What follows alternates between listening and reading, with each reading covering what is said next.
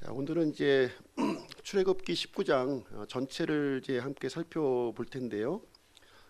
출애굽기는 이제 크게 두 부분으로 나눌 수가 있습니다.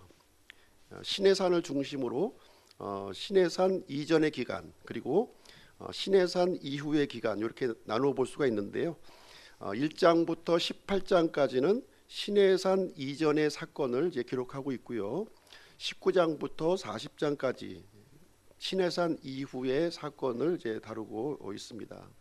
이 시내산이 이제 출애굽기에 있어서 이제 이렇게 분수령과 같은 그런 그 이제 부분이 이제 되겠습니다. 시내산은 대단히 중요한 장소예요. 대단히 중요한 장소고요.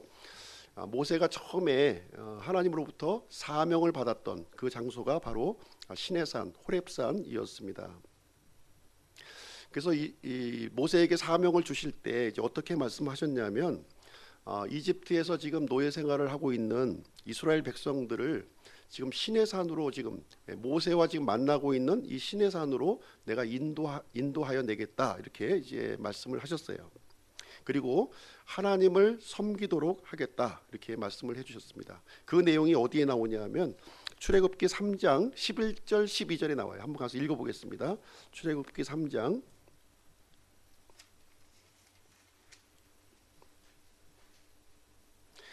출애굽기 3장 11절 12절 제가 읽어드릴게요.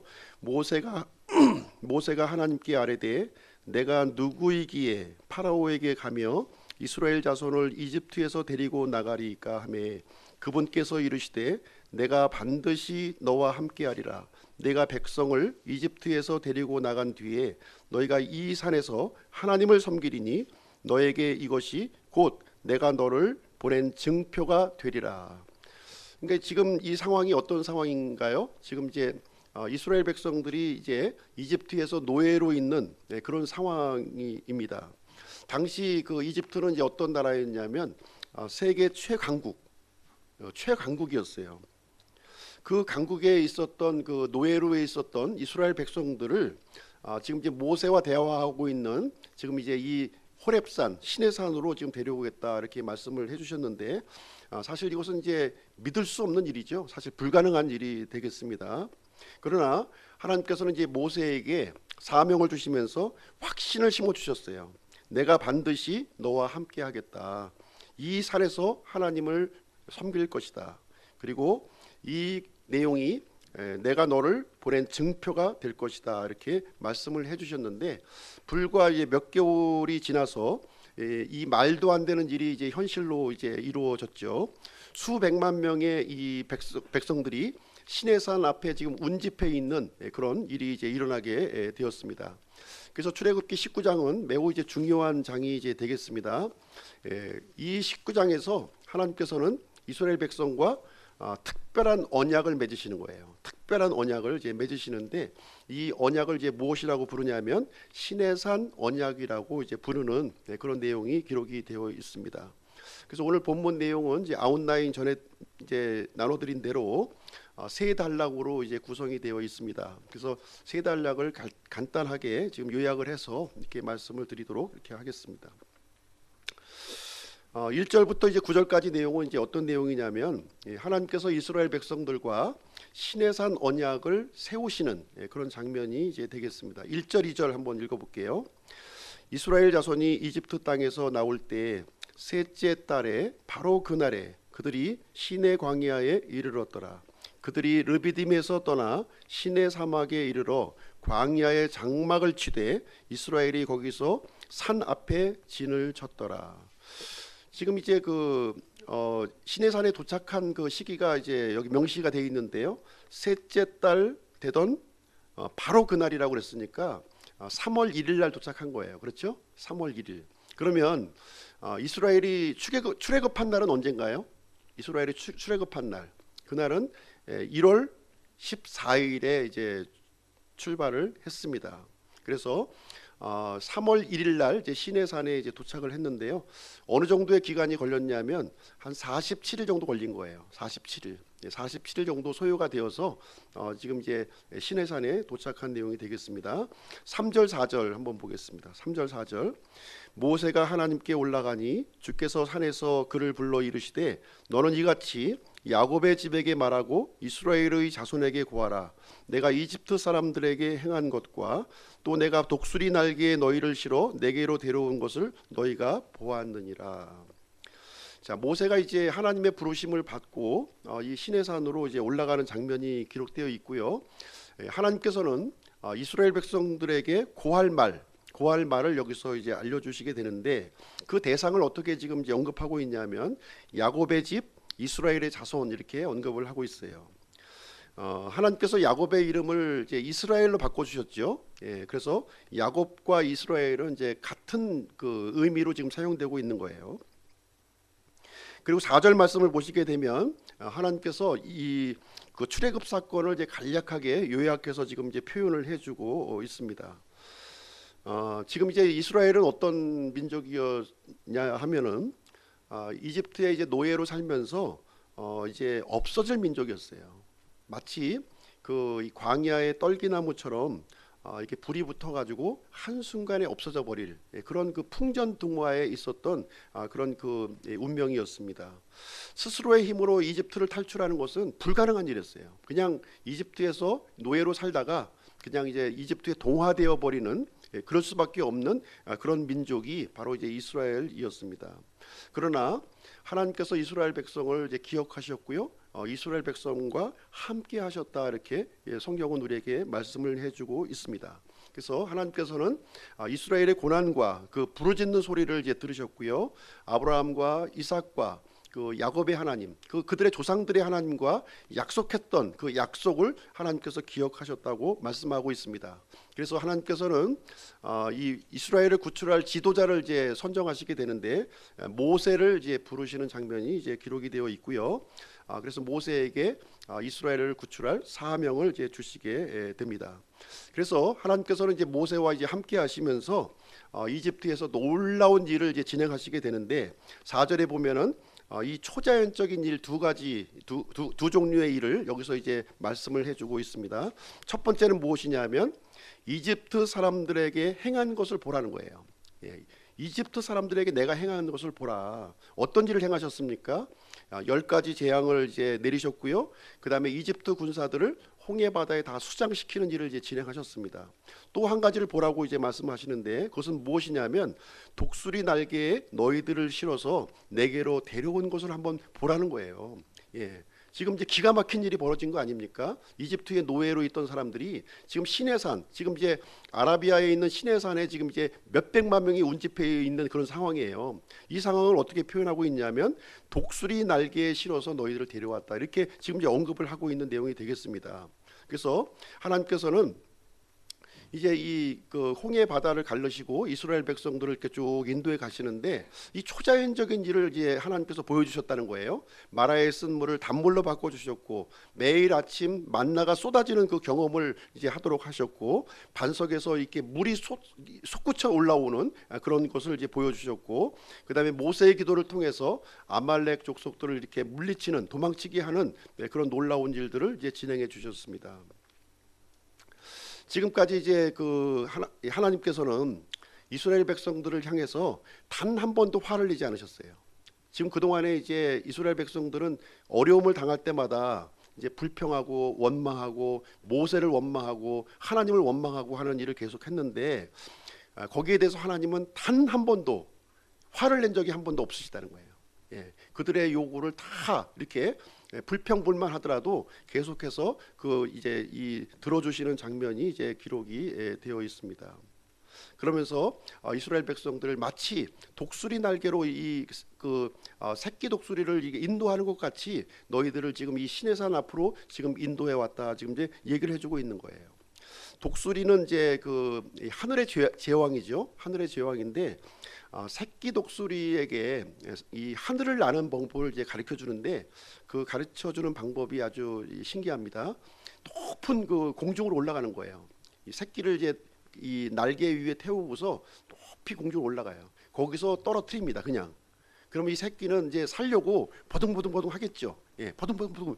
근데 버둥버둥 해도 이제 날 수가 없는 거예요. 그럼 또 쭉 떨어집니다. 그러면 이제 그 어미 독수리가 이제 또 쫙 내려가서 그 새끼 독수리를 이제 날개로 다 이게 받고, 그렇게 해서 반복적으로 이렇게 하면서 이제 그 공중을 날 수 있는 그런 이제 독수리로 이제 키워가는 그런 일을 이제 하게 됩니다.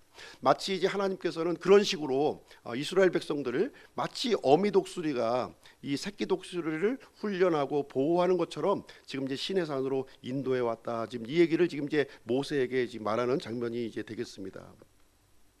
그래서 하나님께서는요, 지금 이제 이집트의 그 이 노예 생활, 이 그 파라오의 속박과 그런 이 이집트의 그 압제에서부터 이 이스라엘 백성들을 구출해 주신 거예요. 구출해 주셔서 지금 이제 시내산으로 옮겨 놓으시게 되었습니다. 지금 이제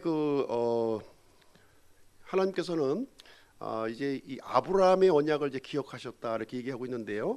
지금 이제 하나님께서 아브라함과 언약을 맺은 지 어느 정도 시간이 흘렀냐면 400년이 흐른 거예요. 그죠? 400년이 흘렀지만 하나님께서는 이 약속을 잊어버리지 않으셨어요.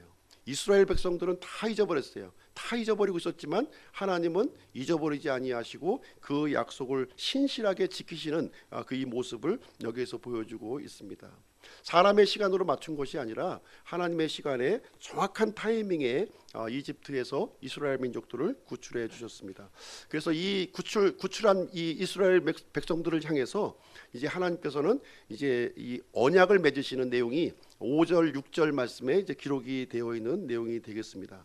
지금까지 하나님은 개인과 이렇게 언약을 맺으셨어요. 아브라함, 이삭, 야곱 이렇게 개인적으로 언약을 맺으셨는데 이번에는 공동체와 언약을 맺으시는 거예요. 이스라엘 민족이라고 하는 이 공동체와 언약을 맺는 장면이 5절 6절인데요. 제가 한번 읽어드리겠습니다. 그러므로 이제 너희가 참으로 내 목소리에 순종하고 내 언약을 지키면 너희는 내게 모든 백성들보다 뛰어난 특별한 보물이 되리니 이는 온 땅이 내 것이기 때문이라. 또 너희는 내게 제사장 왕국이 되며 거룩한 민족이 되리라. 내가 이스라엘의 자손에게 고할 말들이 이러하니라. 자, 이게 소위 이제 얘기하는 시내산 언약의 이제 말씀인데요. 이 약속은 어떤 약속이냐면 쌍방계약이에요. 쌍방계약. 예. 조건을 이제 조건을 가지고 있는 그런 계약이 이제 되겠습니다. 그래서 하나님께서 하셔야 될 영역이 있고 지금 이제 사람들이 해야 될 영역을 지금 나누어서 여기서 기록을 하고 있는데 조건이 있다는 거죠. 너희가 참으로 내 목소리에 순종하고 내 언약을 지키게 되면 하나님께서는 세 가지의 복을 이제 약속을 해주신다. 이렇게 이제 여기에 기록을 해주고 있습니다. 그래서 세 가지의 복이 무엇이냐 여기 이제 언급되어 있는데요. 첫 번째는 특별한 보물이 되게 해주시겠다. 두 번째는 제사장 왕국이 되게 해주시겠다. 세 번째는 거룩한 민족이 되게 해주시겠다 하는 이 세 가지 복을 하나님께서 약속을 해주십니다. 첫 번째로 이 특별한 보물이라는 어떤 뜻을 가지고 있느냐? 이 특별한 보물은 이 하나님과 특별한 관계를 지금 이제 설명하고 있는 내용이 되겠습니다. 이 보물이라는 표현을 우리가 이제 누구에게 씁니까? 이제 사람에게 쓸 경우에 이 사람과 특별한 관계가 있는 사람에게 이 말을 사용한다는 거예요. 예를 들면은 이 결혼할 당사자에게 보물이라는 단어를 사용하죠. 예, 당신은 나의 빛나는 보석이요. 이렇게 표현하잖아요. 그런 고백 안 하셨나요? 결혼하기 전에 당신은 나의 빛나는 보석이요. 뭐 이제 시간이 지나서 가물가물 하시겠지만 어쨌든 결혼할 때는 그런다는 거예요. 결혼할 때는 이 아내 될 사람이라든가 아니면 아들에게 또 이런 단어를 쓰는 거예요. 너는 나의 보물이야, 특별한 보물이야, 이런 표현을 이제 하게 되는 거예요. 하나님께서 이 표현을 지금 이스라엘 백성들을 향해서 지금 난민촌 같이 지금 이제 막 이렇게 있는 그 떼거지들을 향해서 지금 너희들은 나의 특별한 보물이야, 지금 얘기를 해주고 있는 거야. 특별한 관계를 지금 맺겠다 지금 얘기를 해주고 있습니다.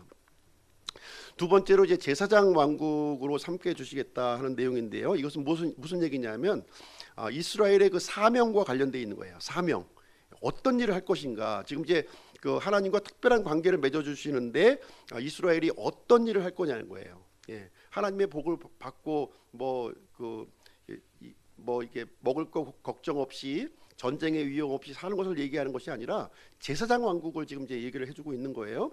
그래서 제사장이라고 하는 것은 이제 무슨 내용이냐면 하나님을 섬기는 사람입니다. 제사장은 하나님을 섬기는 사람이에요. 그래서 하나님의 영광을 이 세상 민족에게 전파하는 일을 한다는 거예요. 그리고 믿지 않는 이 세상 민족들을 하나님 앞으로 이렇게 인도하는 일을 한다는 거예요. 그리고 하나님과 이 세상 사람 사이에 중보자가 되는 그 귀중한 일을 이스라엘 백성들에게 맡겨주시겠다, 이 얘기를 해주고 있는 것입니다. 세 번째로 거룩한 민족으로 삼아주시겠다는 거예요. 이스라엘 백성들을 거룩한 민족. 사실 이 거룩이라고 하는 단어는 하나님에게 속한 단어입니다. 그런데 이 사람이나 이 어떤 물건에게 거룩이란 말을 표현했을 때는 어떤 뜻을 가지고 있냐면 완벽한 것을 얘기하는 것이 아니라 하나님을 위해서 이렇게 구분되었다는 것을 얘기하는 거예요. 만약에 이 피아노가 거룩하다 이렇게 얘기를 한다면 여러 대 피아노가 있잖아요. 그렇지만 거룩하다고 표현하면 그 순간 이 피아노는 하나님께로 구분이 된 거예요.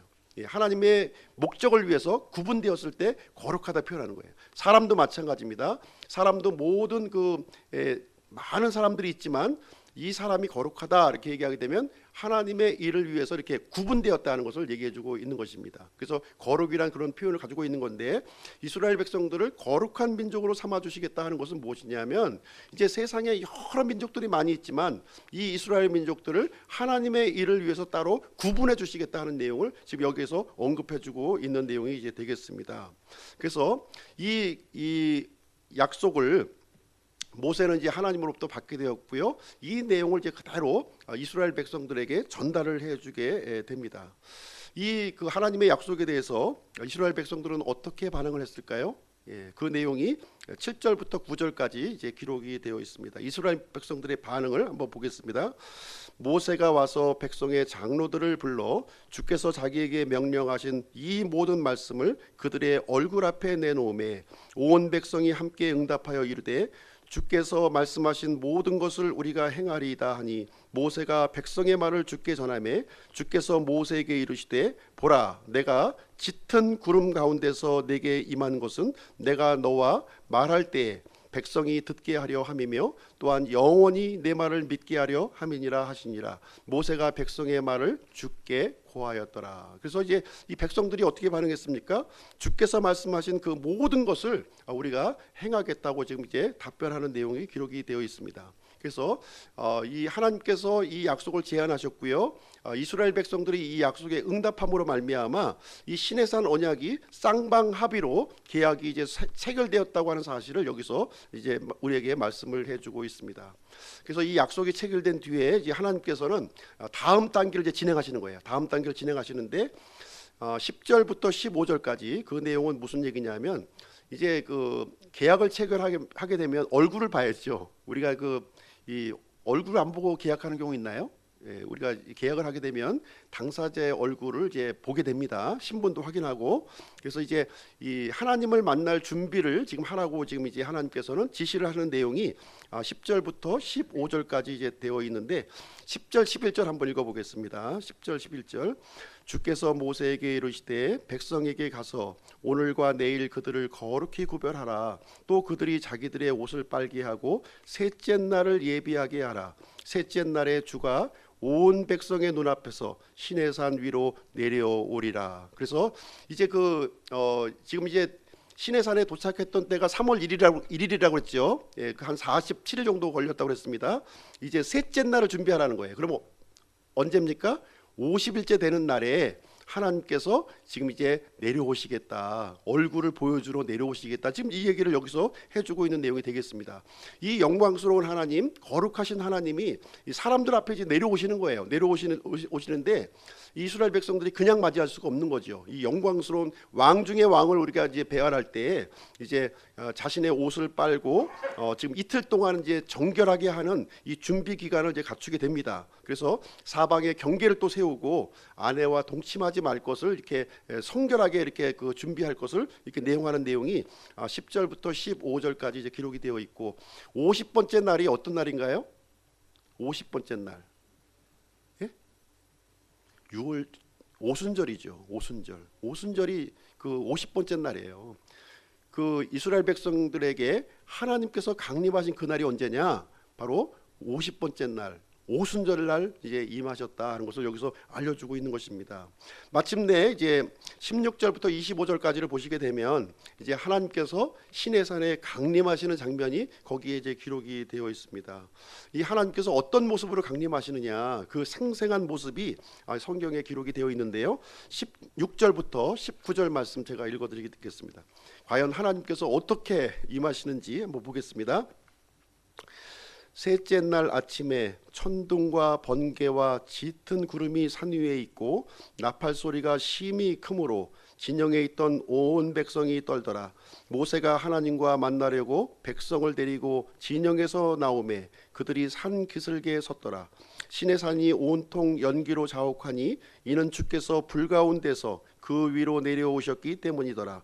그곳의 연기가 화로의 연기같이 위로 올라가고 온 산이 크게 진동하더라. 나팔 소리가 오랫동안 나며 점점 더 커질 때에 모세가 말한즉 하나님께서 그에게 음성으로 응답하시더라. 그래서 이스라엘 백성들은 이제 하나님이 내려오신다 그러니까 진 밖으로 다 나와서 산 기슭 앞에 이제 쓴 거예요. 그러니까 하나님께서 어떻게 내려오시냐면은 이 두려운 모습으로 지금 이제 내려오시는데 천둥과 번개와 짙은 구름과 큰 나팔 소리와 함께 지금 임하신다는 거예요. 불 가운데 임하시고 화로에 그 연기가 일어나고 온 산이 진동하는 그런 모습으로 지금 이제 오게 되니까 이 백성들이 이제 두려워서 감히 설 수 없는 그런 지경의 모습으로 내려오시게 되었습니다.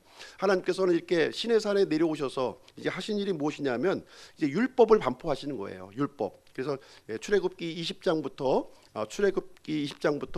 10계명과 율법이 이제 반포되는 장면이 기록되어 있습니다. 신약 시대에도 이제 성령님께서 임하셨죠. 성령님께서 언제 임하셨습니까? 오순절날 임하신 거예요. 오순절날이 충만히 임함에 참 불 가운데 이 바람 가운데 성령님이 임하시는 내용이 사도행전 2장에 보시면 이제 기록이 되어 있습니다. 그래서 오늘 이제 출애굽기 19장 내용을 이제 우리가 살펴보았는데요. 이 내용을 이제 어떻게 우리가 이제 생각을 할 수 있냐면 세 가지 방식으로 우리가 생각을 해볼 수가 있어요. 이 세 가지 관점으로 출애굽기 19장을 우리가 보고 있는데 첫 번째는 결혼 언약으로 우리가 봅니다. 하나님과 이스라엘 백성 사이에 결혼하는 그 관계로 지금 이것을 보는 관점이 있고요. 또 한 가지는 이제 이 구속사적 방법인데 교회 언약으로 또 우리가 이제 이것을 이해하는 방법이 있고, 그 다음에 하나님의 왕국의 관점에서 또 이 말씀을 이해하는 방법이 있는데, 이제 하나님과 이스라엘 간의 그런 결혼 언약 관계를 통해서 다시 한번 재조명을 19장 말씀을 해드리도록 하겠습니다. 자, 이스라엘 백성들이 시내산이 쭉 이렇게 있는데요. 시내산이 하나가 아니라 여러 개예요. 이렇게 여러 개의 산이 있는데 그 앞에 이제 시내 사막에 이제 그 장막을 이렇게 치고 있는 거예요. 장막을 치고 있는 모습을 연상해서 생각을 해보시기 바랍니다. 유대인들이 이제 결혼식을 할 때 어떤 모습이냐면은 이렇게 천막을 쳐요. 천막. 후파라고 하는 천막을 이렇게 치면서 거기서 결혼 예식을 이렇게 진행을 하게 되는데, 지금 그 모습을 지금 여기서 이제 보여주고 있는 내용이 되겠습니다. 첫 번째로 이제 신랑이신 하나님께서 이 신부인 이스라엘 백성을 향해서 프로포즈를 하는 거예요. 그렇죠?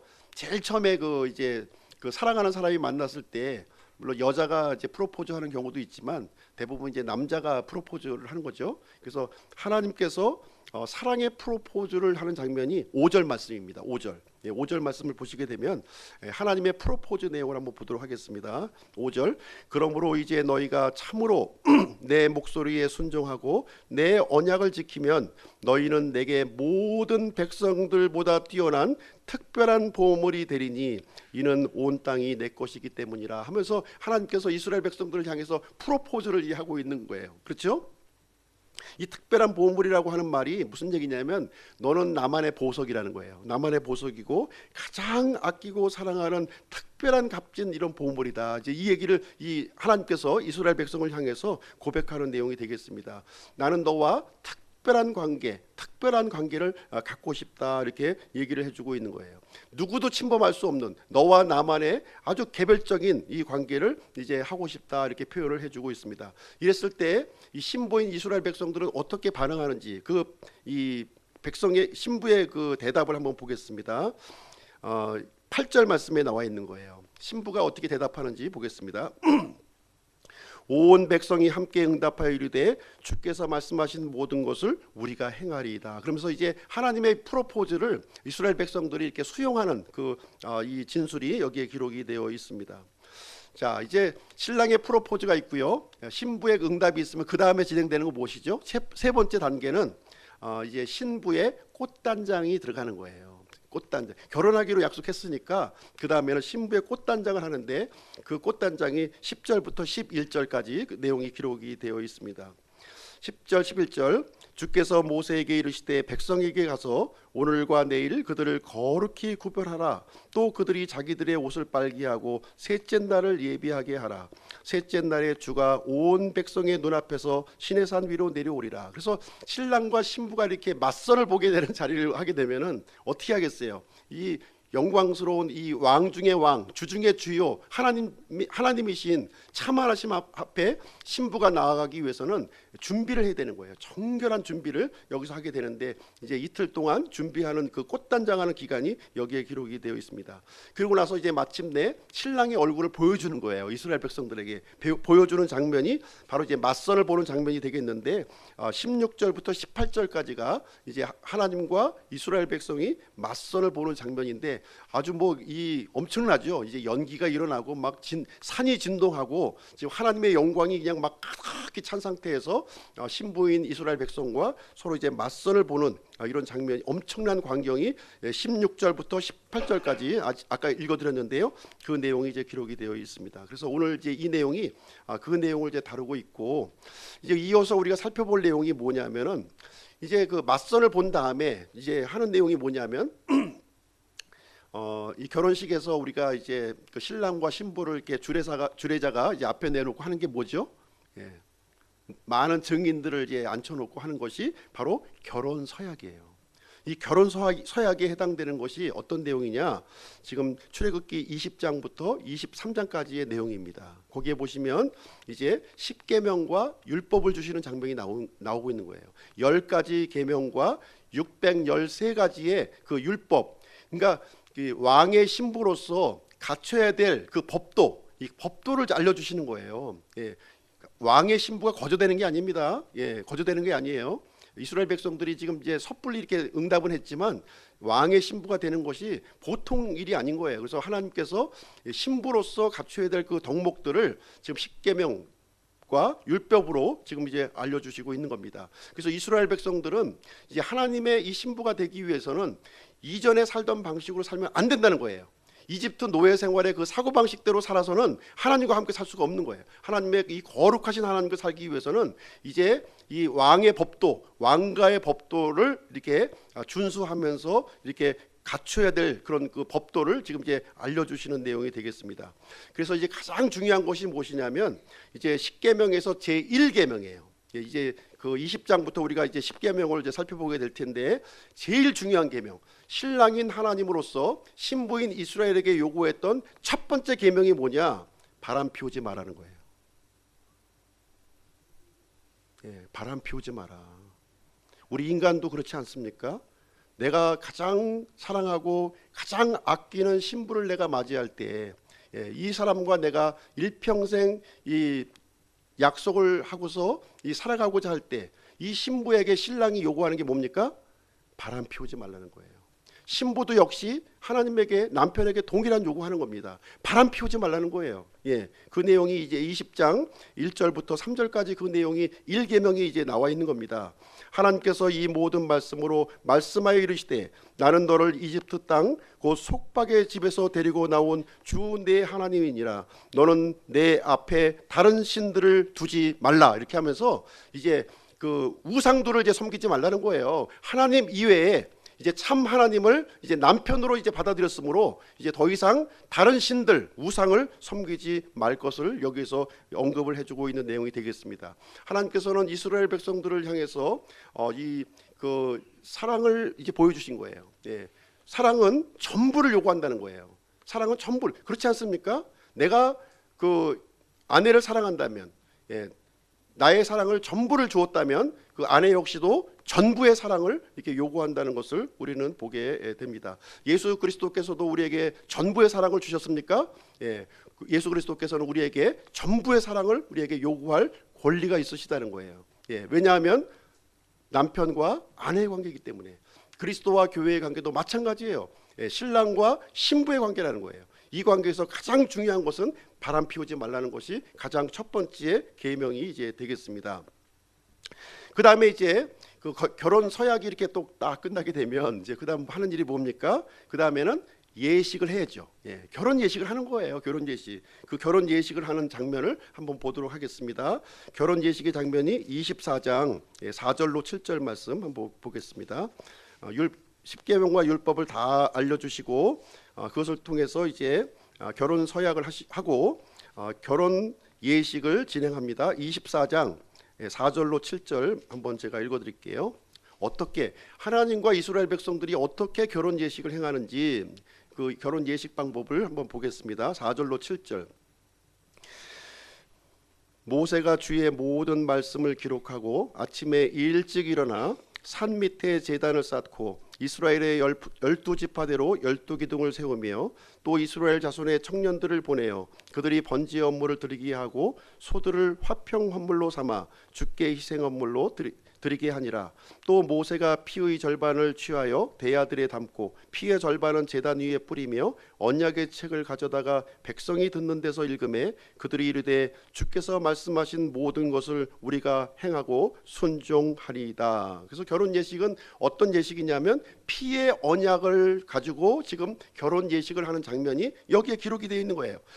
그래서 피의 언약을 세우시게 되는데 세 군데의 피를 뿌립니다. 이 세 군데에 어디에 첫 번째는 제단에 피를 뿌리는 거예요. 제단에 피를 뿌리고요. 두 번째는 백성들에게 피를 뿌려요. 세 번째는 모세가 기록한 이 언약의 책에다가 피를 뿌림으로 말미암아 하나님과 이스라엘 백성들이 변치 않는 언약을 이제 변치 않는 언약을 갖게 되었다는 것을 확증하는 결혼 예식을 진행하게 됩니다. 결혼 예식이 이제 다 끝난 다음에 뭐 하죠? 그 다음에 결혼 예식이 끝나면 예?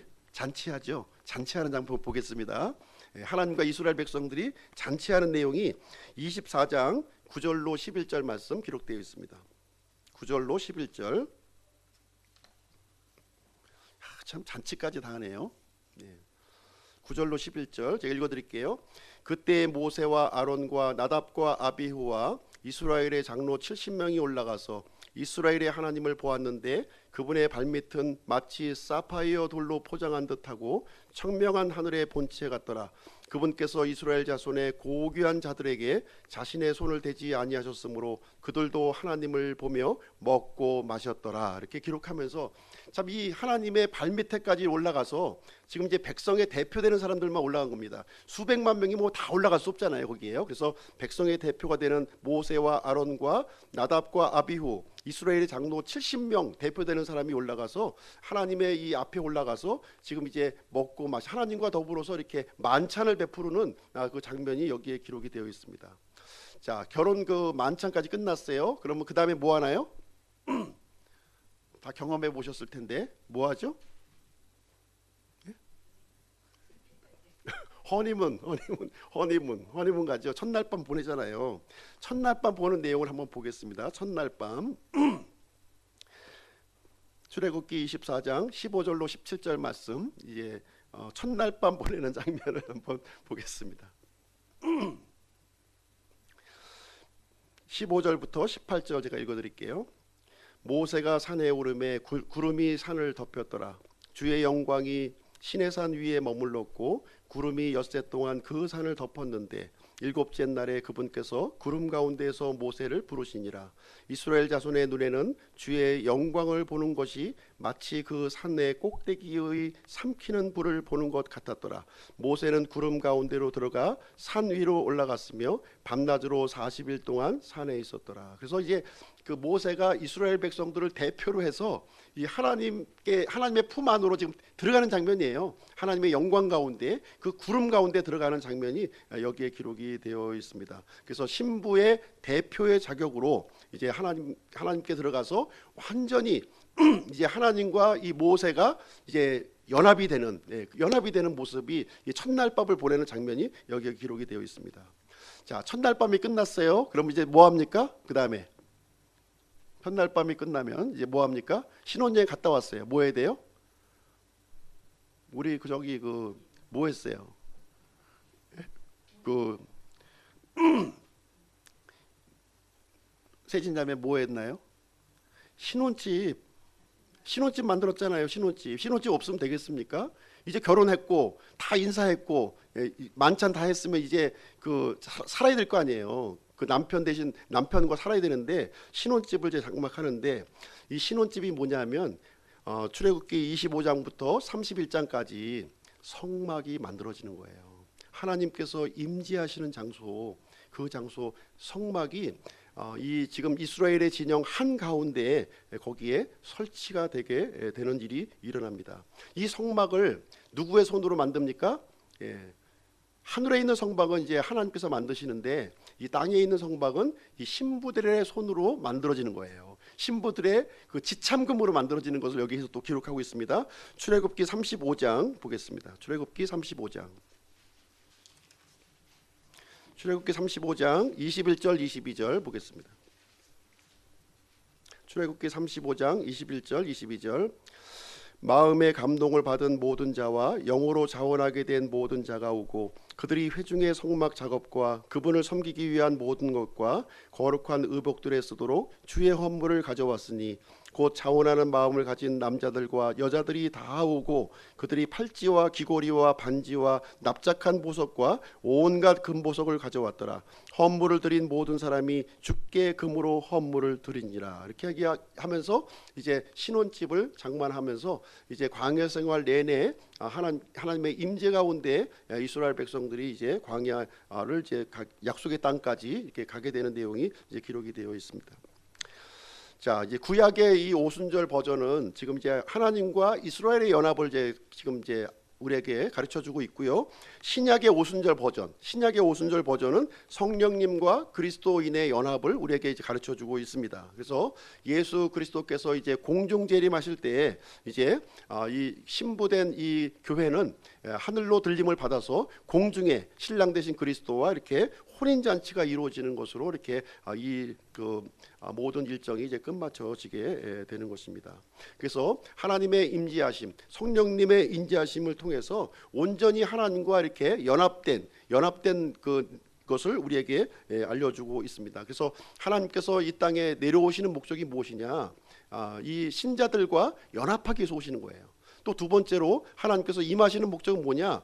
하나님과 연합되기를 거부하는 모든 불신자들을 이제 심판하기 위해서 이 땅에 임하신다는 것을 보여주고 있는 내용이 되겠습니다. 그래서 시내산에 하나님께서 임하심이 갖는 의미는 무엇이냐? 이것은 무엇이냐면 이제 세 가지로 요약해서 말씀을 드릴 수가 있는데요. 첫 번째는 무엇이냐면 하나님과 이스라엘 백성 간에 사랑의 관계를 맺기 위해서 오셨다는 거예요. 사랑의 관계를 맺기 위해서 이 땅에 오셨다는 것을 우리가 생각해 볼 수가 있고요. 두 번째는 이 하나님의 임재를 통해서 이제 이스라엘 백성이 탄생한 겁니다. 공식적으로 이스라엘 백성이 탄생한 거예요. 민족으로서. 그래서 이제 이 아브라함과 맺었던 이 언약이 성취되는 일이 이제 발생하게 되었는데요.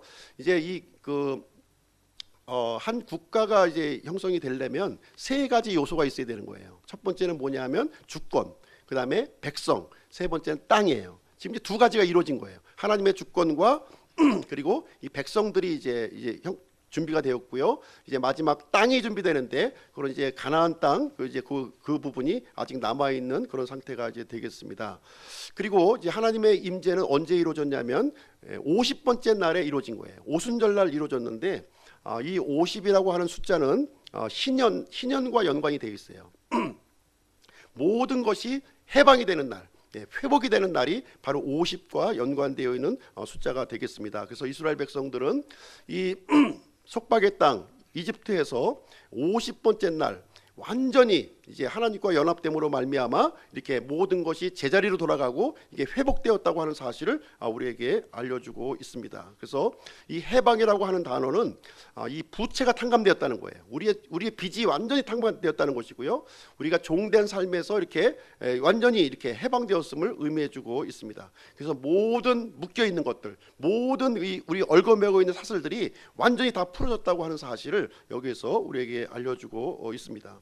우리가 이제 현 시대에 이 성령님의 임재를 통해서 우리 하나님의 백성들을 부르시고 있는 거예요.